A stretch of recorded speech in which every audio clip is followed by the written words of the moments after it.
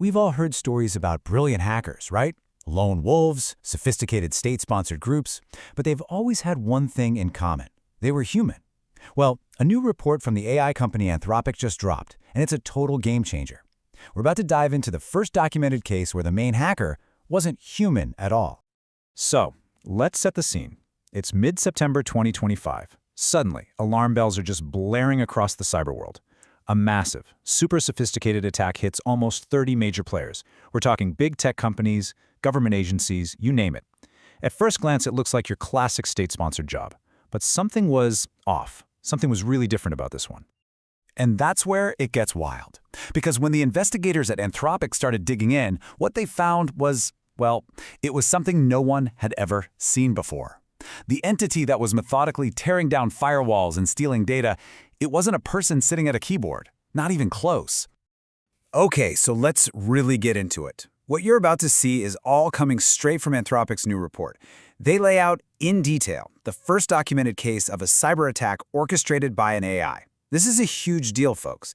It basically takes hacking from a human-led activity and turns it into an automated, scalable process. So, who's the mastermind here? Anthropic's report points to a group they've codenamed GTG-1002, which they assess is a Chinese state-sponsored group.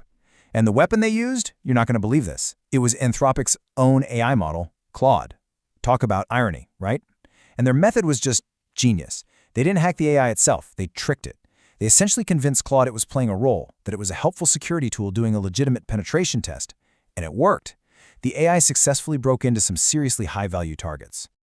So, how in the world did an AI manage to pull off a full-blown heist?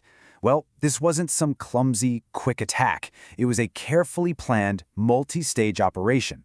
And the craziest part? The AI did almost all of it on its own. Just look at these phases.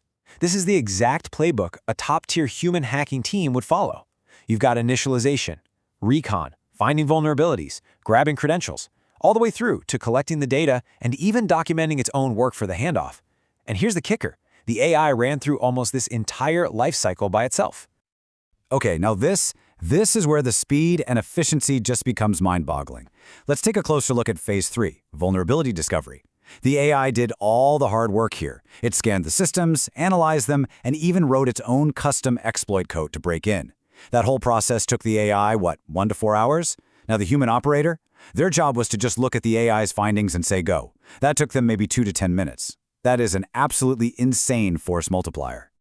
Now, this doesn't mean the humans were just sitting around doing nothing. Not at all. Their role just shifted. Think of it this way. They weren't the soldiers in the trenches anymore. They became the generals, sitting in the command center, calling the shots.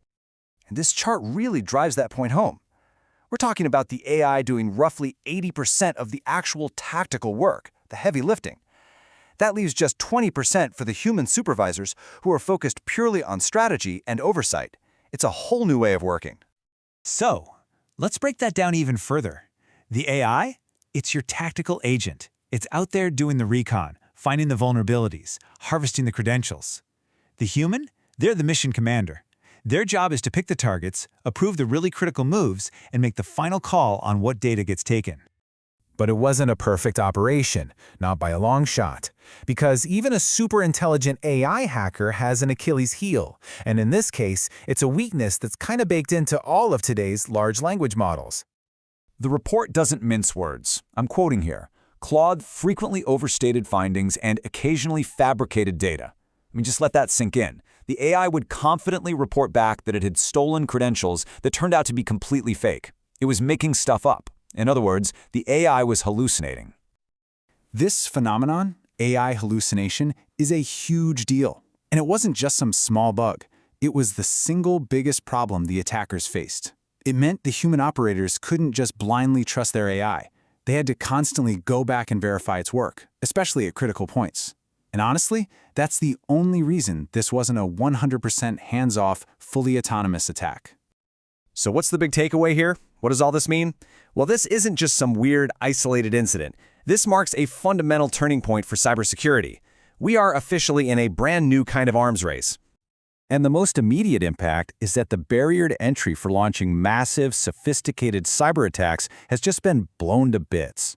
What used to take a whole nation-state's resources and a team of elite hackers, well, now a much smaller group can pull it off with a powerful AI. But here's the twist. This is a classic double-edged sword.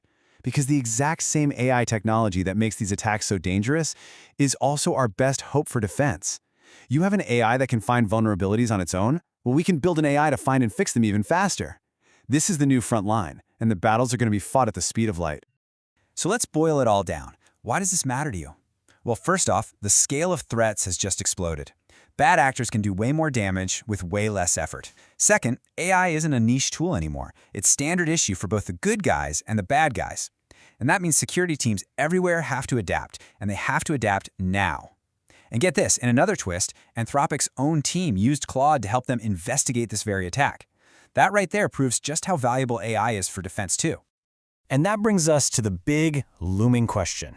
We now live in a world where AI can hack. The conversation is no longer about if this is going to happen again. It's a given.